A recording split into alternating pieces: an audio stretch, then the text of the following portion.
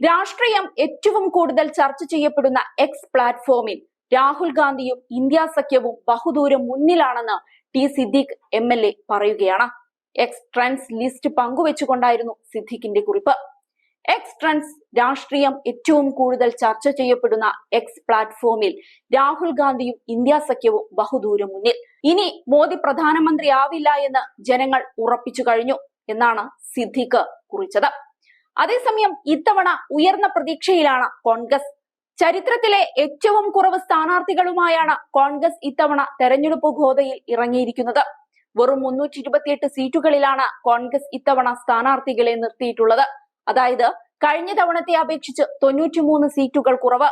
2004-ൽ 417 സീറ്റിലും 2009-ൽ 440 ഇടത്തും 2014-ൽ 464 സീറ്റിലും 2019-ൽ 421 സീറ്റിലുമായിരുന്നു കോൺഗ്രസ് സ്ഥാനാർത്ഥികളെ നിർത്തിയിരുന്നത്. ഇക്കുറി എന്തു വില കൊടുത്തും BJPയെ പരാജയപ്പെടുത്തുകയാണ് ലക്ഷ്യമെന്നാണ് കോൺഗ്രസ് ആവർത്തിക്കുന്നത്. അതേസമയം പോളിംഗ് കണക്കിലെ കുറവ് കോൺഗ്രസ് അടക്കമുള്ള പ്രതിപക്ഷ കക്ഷികളുടെ ആത്മവിശ്വാസം വർദ്ധിപ്പിച്ചിട്ടുണ്ട്. 3 ഘട്ടങ്ങളിലും കൂടി പോളിംഗ് 3.08% ഇടിഞ്ഞത്. വോട്ടെടുപ്പ് നടന്ന 282 മണ്ഡലങ്ങളിലെ കണക്കുകൾ പരിശോധിക്കുമ്പോൾ ആകെ പോളിംഗ് 65.77%. 2019-ൽ ഇത് 68.85% ഗുജറാത്ത്, രാജസ്ഥാൻ, ഉത്തർപ്രദേശ്, മധ്യപ്രദേശ്, ഉത്തരാഖണ്ഡ് എന്നിങ്ങനെ BJP ഭരിക്കുന്ന സംസ്ഥാനങ്ങളിലാണ് പോളിംഗ് ഇടിഞ്ഞത്. പോളിംഗ് കുറഞ്ഞത് ഭരണവിരുദ്ധ വികാരം ശക്തമാണെന്നതിന്റെ തെളിവാണെന്നാണ് പ്രതിപക്ഷം ഒരേ സ്വരത്തിൽ പറയുന്നത്. വർഗീയ വിഷയങ്ങൾ BJP ആയുധമാക്കുന്നത് പരാജയ ഭീതി മൂലമാണെന്നും പ്രതിപക്ഷം പറയുന്നുണ്ട്. എന്നാൽ ഇത്തവണയും കൂറ്റൻ വിജയത്തിൽ തന്നെ BJP അധികാരത്തിലേറുമെന്നാണ് BJP പറയുന്നത്. 400-ലധികം സീറ്റുമായി NDA ഭരണ തുടർച്ച നേടുമെന്ന് ഒഡീഷയിൽ തെരഞ്ഞെടുപ്പ് റാലിയിൽ വെച്ച് പ്രധാനമന്ത്രി പറഞ്ഞിരുന്നു. കോൺഗ്രസ് തെരഞ്ഞെടുപ്പിൽ 50 സീറ്റിലധികം നേടാൻ പോകുന്നില്ലെന്നും പ്രധാനമന്ത്രി പരിഹസിക്കുകയുണ്ടായി. അതേസമയം ലോക്സഭാ തെരഞ്ഞെടുപ്പിലെ ആദ്യ 3 ഘട്ടത്തിലും പോളിംഗ് ശതമാനത്തിലുണ്ടായ കുറവ് BJP കേന്ദ്ര നേതൃത്വത്തെ ആശങ്കയിലാഴ്ത്തിയിരിക്കുകയാണ്. 3 ഘട്ടങ്ങളിലും കൂടി പോളിംഗ് 3.08% ഇടിഞ്ഞത്. വോട്ടെടുപ്പ് നടന്ന 282 മണ്ഡലങ്ങളിലെ കണക്കുകൾ പരിശോധിക്കുമ്പോൾ ആകെ പോളിംഗ് 65.75%.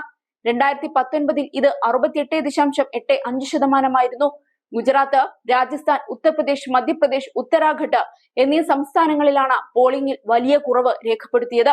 ഇതെല്ലാം BJP ഭരിക്കുന്ന സംസ്ഥാനങ്ങളാണെന്നത് പാർട്ടിയുടെ തലവേദന ഇരട്ടിയാക്കിയിട്ടുണ്ട്. ഇതോടെ 400-ന് മുകളിൽ സീറ്റെന്ന ലക്ഷ്യം BJPക്ക് നേടിയെടുക്കാൻ സാധിക്കുമോ എന്ന ചോദ്യമാണ് ഉയരുന്നത്. പോളിംഗ് കുറയുന്നത് തങ്ങൾക്ക് അനുകൂലമാണെന്ന് പ്രതിപക്ഷം അവകാശപ്പെടുന്നുണ്ടെങ്കിലും ഇനിയും 4 ഘട്ടങ്ങൾ ബാക്കിയുണ്ടെന്നിരിക്കെ അത്തരമൊരു വിലയിരുത്തലിൽ അടിസ്ഥാനമില്ലെന്നാണ് രാഷ്ട്രീയ നിരീക്ഷകർ ചൂണ്ടിക്കാട്ടുന്നത്. വോട്ടിംഗ് ശതമാനത്തിലെ കുറവിന് പല കാരണങ്ങളുമുണ്ടെന്നും ഇവർ ചൂണ്ടിക്കാട്ടുന്നുണ്ട്. പ്രധാനമന്ത്രി നരേന്ദ്രമോദിയുടെ നേതൃത്വത്തിൽ NDA വീണ്ടും അധികാരത്തിലേറുമെന്നായിരുന്നു പല അഭിപ്രായ സർവേ ഫലങ്ങളും പറഞ്ഞത്. അതുകൊണ്ട് തന്നെ വോട്ടർമാരെ സംബന്ധിച്ച് അവർക്ക് വോട്ട് ചെയ്യാനുള്ള ആവേശം നഷ്ടപ്പെട്ടതാകാമെന്നാണ് ഒരു വിലയിരുത്തൽ. വലിയ പ്രഖ്യാപനങ്ങൾ മുൻനിർത്തി തെരഞ്ഞെടുപ്പിനെ നേരിടാൻ സാധിച്ചില്ലെന്നതും ഒരു കാരണമായി ചൂണ്ടിക്കാണിക്കപ്പെടുന്നുണ്ട്. കഴിഞ്ഞ തെരഞ്ഞെടുപ്പിൽ രാമക്ഷേത്ര നിർമ്മാണവും കശ്മീർ വിഷയവുമെല്ലാം ഉയർത്തിക്കാട്ടിയായിരുന്നു BJPയുടെ തെരഞ്ഞെടുപ്പ് പ്രചരണം. എന്നാൽ ഇക്കുറി അത്തരം വലിയ പ്രഖ്യാപനങ്ങളൊന്നും നടത്താൻ BJPക്ക് ഉണ്ടായിരുന്നില്ല. ഉഷ്ണതരംഗവും പോളിംഗ് ശതമാനത്തെ പ്രതികൂലമായി ബാധിച്ചിട്ടുണ്ടാകാമെന്നും ചൂണ്ടിക്കാട്ടപ്പെടുന്നുണ്ട്. പ്രത്യേകിച്ച് കേരളം, സിക്കിം, തമിഴ്നാട് പോലുള്ള സംസ്ഥാനങ്ങളിൽ. ഏതായാലും രാജ്യം ആര് ഭരിക്കുമെന്ന് ജൂൺ 4-ന് അറിയാം.